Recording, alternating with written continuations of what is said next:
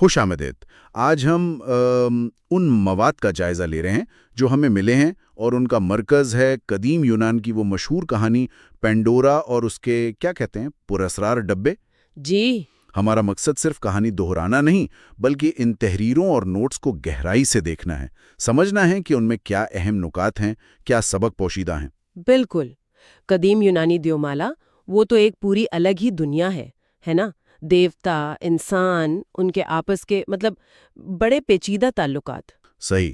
اور یہ جو مواد ہمیں ملا ہے اس کا بڑا حصہ پینڈورا کی تخلیق پر ہی بات کرتا ہے، ایک ایسی ہستی جسے خوبصورتی اور تجسس کی علامت بنایا گیا، اور ساتھ میں وہ ڈبہ۔ ہاں، وہ بدنام زمانہ ڈبہ جس کا ذکر ان نوٹس میں بار بار ہے۔ لگتا ہے کہانی کا سارا دار و مدار اسی پر ہے۔ تو پھر آئیے شروع کرتے ہیں پینڈورا کی تخلیق سے، جیسا ان مواد میں بتایا گیا ہے۔ ایک جگہ اس کی خوبصورتی کی بڑی تفصیل ہے، سنہرے بال، ستاروں جیسی مسکراہٹ۔ لکھا ہے کہ لوگ اسے دیکھ کر حیران رہ جاتے تھے۔ جی ہاں، خوبصورتی تو بے مثال تھی۔ لیکن سوال یہ اٹھایا گیا ہے نوٹس میں، اسے بنایا ہی کیوں گیا تھا؟ کیا مقصد تھا؟ مواد کیا کہتا ہے اس بارے میں؟ اچھا، یہاں زیوس کا کردار بہت اہم ہے، دیوتاؤں کا بادشاہ۔ ایک ریسرچ پیپر جو ہمارے پاس ہے اس میں وضاحت ہے، وہ انسانوں سے سخت ناراض تھا۔ کیوں؟ کس بات پر؟ وہ پرومیتھیس کی وجہ سے، وہی ٹائٹن جس نے انسانوں کی بھلائی کا سوچا تھا۔ نوٹس میں بھی ذکر ہے اس نے دیوتاؤں کی مرضی کے خلاف انسانوں کو آگ دے دی۔ اچھا، ہاں، آگ کا تحفہ۔ بالکل۔ تو زیوس نے اس گستاخی کا بدلہ لینے کا سوچا، اور پینڈورا وہ اس انتقامی منصوبے کا مرکزی حصہ تھی۔ تو وہ ایک طرح کا ہتھیار تھی؟ ایک طرح سے، جی۔ اسے صرف خوبصورتی نہیں دی گئی، بلکہ ایک سورس کے مطابق ایسی کشش دی گئی جس کا مقابلہ کرنا انسانی بس میں نہ تھا۔ اور اس کے ساتھ وہ خوبصورت، چمکتا ہوا، پراسرار ڈبہ بھی تھا، ایک تحفہ جو اصل میں سزا تھی۔ مواد اسے زیوس کی مکاری کا شاہکار کہتا ہے۔ جی، یہ ڈبہ خود بھی بڑا دلچسپ ہے۔ نوٹس میں کچھ خاکے بھی ہیں، چمکتا ہوا عجیب نقش و نگار بنے ہوئے۔ جی، لیکن سب سے اہم بات جو مواد میں نمایاں کی گئی ہے وہ زیوس کی سخت تنبیہ تھی، پینڈورا، یہ ڈبہ کبھی مت کھولنا۔ بالکل۔ ایک سورس میں تو الفاظ بھی درج ہیں، کچھ ایسے کہ اس کے اندر وہ قوتیں ہیں جنہیں تمہارا فانی ذہن سمجھ نہیں سکتا، اور انہیں آزاد کرنا تباہی لائے گی۔ اتنی واضح وارننگ! اور پھر بھی اسے زمین پر انسانوں کے بیچ بھیج دیا گیا۔ کیا مواد میں کچھ ہے کہ زیوس کو اندازہ تھا کہ وہ کھول دے گی؟ یہ بہت اچھا سوال ہے، اور جو مواد ہمارے پاس ہے اس میں مختلف آراء ہیں۔ ایک تجزیہ کہتا ہے کہ زیوس نے پینڈورا کے فطرت میں ہی وہ نہ ختم ہونے والا تجسس ڈال دیا تھا۔ اچھا، تو یہ اس کی کمزوری نہیں تھی بلکہ منصوبہ تھا؟ ہاں، یہ ایک طرح سے پلان کا حصہ تھا کہ وہ ڈبہ کھولنے پر مجبور ہو جائے۔ اسے انسانوں کے درمیان ایک گاؤں میں رکھا گیا جہاں نوٹس کے مطابق لوگ پہلے بڑی خوشحال زندگی گزار رہے تھے۔ مگر پینڈورا کے ذہن پر ہر وقت وہ ممنوعہ ڈبہ سوار رہتا تھا۔ کئی ذرائع میں اس کی اندرونی کشمکش کا ذکر ہے۔ وہ خود سے پوچھتی تھیں، آخر اس میں ہے کیا، یا بس ایک جھلک دیکھنے میں کیا حرج ہے؟ یہ تو بہت انسانی بات لگتی ہے۔ بالکل۔ ایک سورس اسے کہتا ہے انسانی فطرت کا وہ بنیادی عنصر جو معلوم کی حدوں سے آگے دیکھنے پر اکساتا ہے، یعنی تجسس۔ مواد یہ واضح کرتا ہے کہ پینڈورا کا تجسس صرف اس کا اپنا نہیں تھا، شاید وہ ہم سب کے اندر کی اس خواہش کی نمائندگی کر رہی تھی۔ اور یہ تجسس، جیسا کہ نوٹس میں ٹائم لائن کے ساتھ اشارہ ہے، وقت کے ساتھ بڑھتا ہی گیا۔ ایک جگہ لکھا ہے وہ راتوں کو بھی اسی ڈبے کے خیالوں میں کھوئی رہتی تھی۔ جی، اس کی چمک اسے اپنی طرف کھینچتی تھی۔ پھر آخرکار وہ لمحہ آ ہی گیا جس کا ذکر مواد میں بڑے ڈرامیٹک انداز میں ہے۔ گاؤں والے اپنے کاموں میں مصروف، پینڈورا ڈبے کے ساتھ اکیلی، تنہا۔ بالکل۔ اس نے فیصلہ کر لیا۔ ایک نوٹ میں لکھا ہے اس نے گہری سانس لی اور کہا، دیکھ ہی لیتی ہوں۔ تو جب اس نے ڈھکن اٹھایا، کیا منظر تھا، کیا تفصیلات ہیں مواد میں؟ وہ لمحہ جو ذرائع میں تصویر کشی کی گئی ہے وہ تو قیامت خیز تھا۔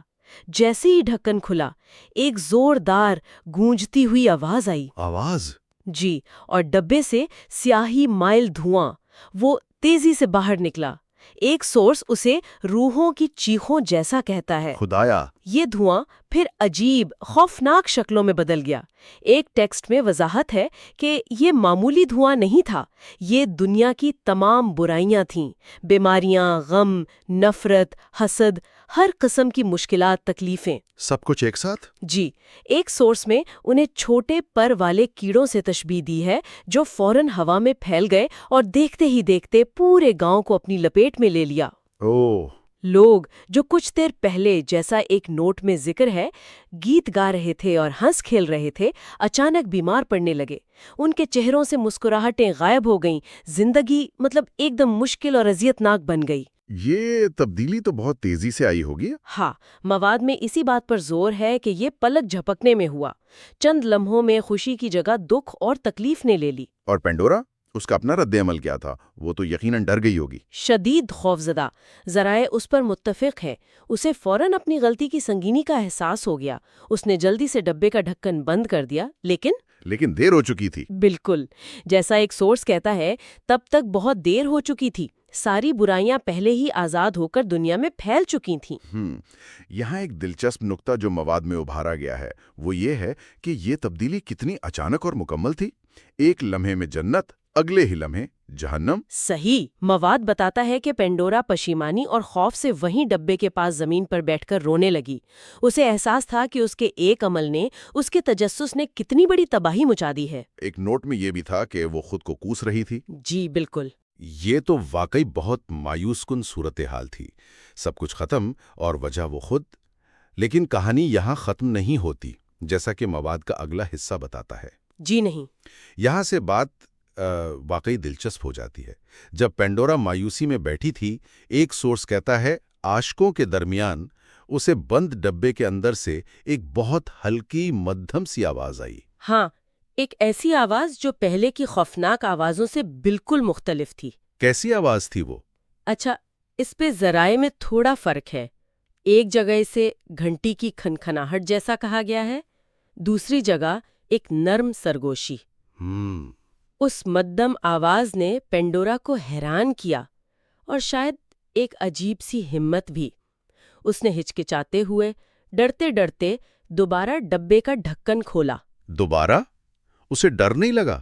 شاید وہ سوچ رہی تھی کہ اب اس سے برا اور کیا ہو سکتا ہے۔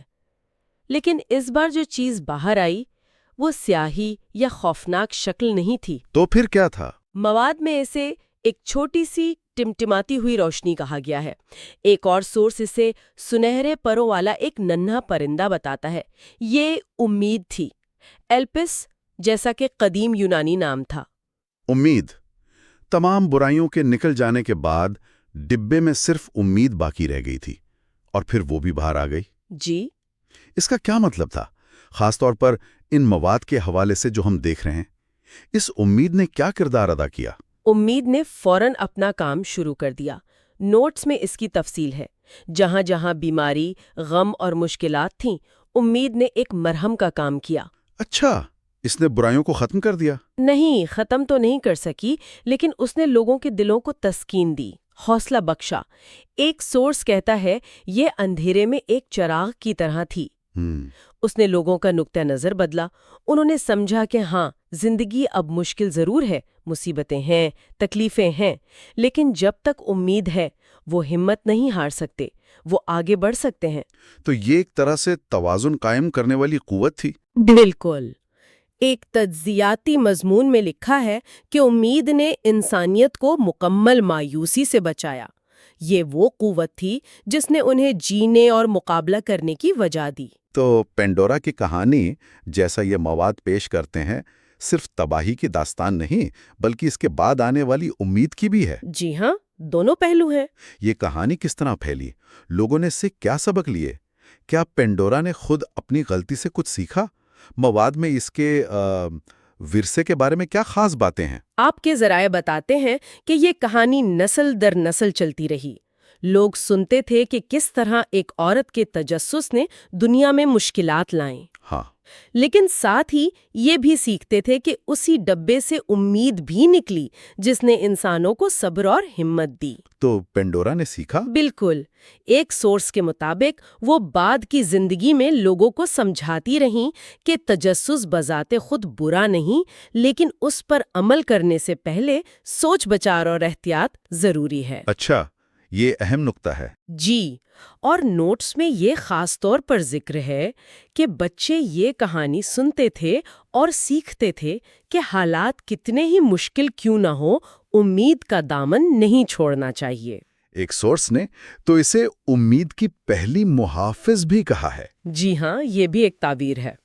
تو بنیادی سبق جو ان مواد سے نکلتا ہے وہ یہ ہے کہ بے لگام تجسس یا بغیر سوچے سمجھے عمل کرنا غیر متوقع اور سنگین مسائل لا سکتا ہے۔ صحیح۔ لیکن دوسری طرف امید ایک ایسی طاقت ہے جو بدترین مصیبتوں میں بھی قائم رہتی ہے اور ہمیں آگے بڑھنے کی ہمت دیتی ہے۔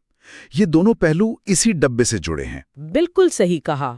اور اگر ہم اسے بڑی تصویر میں دیکھیں، جیسا کہ کچھ جگہوں پر اشارہ ہے، تو یہ دیومالائی کہانی اصل میں دنیا میں دکھ اور تکلیف کی ابتدا کی وضاحت کرنے کی ایک کوشش ہے۔ ایک طرح کی اوریجن سٹوری۔ ایک پرانی کہانی نہیں رہ جاتی، بلکہ جیسا ایک سورس کہتا ہے، یہ انسانی حالت ہماری کمزوریوں جیسے بے صبری اور تجسس اور ہماری اندرونی طاقت، خاص طور پر امید کی طاقت پر ایک گہرا تبصرہ ہے۔ اور یہ تبصرہ ان تمام مواد میں کسی نہ کسی شکل میں موجود ہے۔ جی، یہ مرکزی خیال لگتا ہے۔ تو اس سب کا کیا مطلب نکلتا ہے؟ آج ہم نے ان فراہم کردہ مواد کی روشنی میں پینڈورا کی کہانی کا جائزہ لیا۔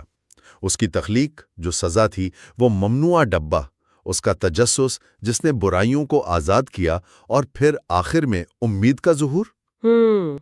بنیادی پیغام جیسا یہ مواد بار بار اشارہ کرتے ہیں، تجسس کے ممکنہ خطرات اور امید کی لازوال طاقت کے گرد ہی گھومتا نظر آتا ہے۔ اور یہاں ایک آخری غور طلب نقطہ جو سیدھا ان مواد کے عناصر سے ہی نکلتا ہے، جس پر شاید مزید سوچا جا سکتا ہے، جی، وہ یہ کہ امید ان تمام برائیوں کے ساتھ ہی اس ڈبے کے اندر کیوں بند تھی؟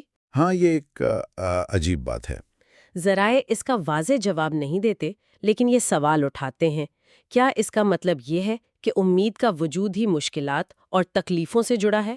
کیا امید صرف مصیبت میں ہی جنم لیتی ہے یا زیادہ طاقتور ہوتی ہے؟ یا شاید جیسا ایک سورس اشارہ کرتا ہے، تجسس خود اتنا برا نہیں جتنا اس پر بغیر سوچے سمجھے عمل کرنا۔ مواد ہمیں بتاتا ہے پینڈورا نے سیکھا کہ سوچ سمجھ کر کام کرنا چاہیے۔ تو یہ احتیاط کا سبق بھی ہے۔ شاید تو یہ کہانی ان مواد کی روشنی میں ہمیں اپنی زندگیوں میں تجسس، احتیاط اور امید کے درمیان ایک توازن تلاش کرنے کی ترغیب دیتی ہے۔ یہ یاد دلاتی ہے کہ جہاں خطرات ہیں، وہیں مشکلات پر قابو پانے کی طاقت بھی وہ ہمارے اندر ہی کہیں موجود ہو سکتی ہے، بالکل اس ڈبے میں چھپی امید کی طرح۔ یہ ایک ایسا سوال ہے جس پر یہ مواد ہمیں سوچنے پر مجبور کرتے ہیں۔ جی بالکل۔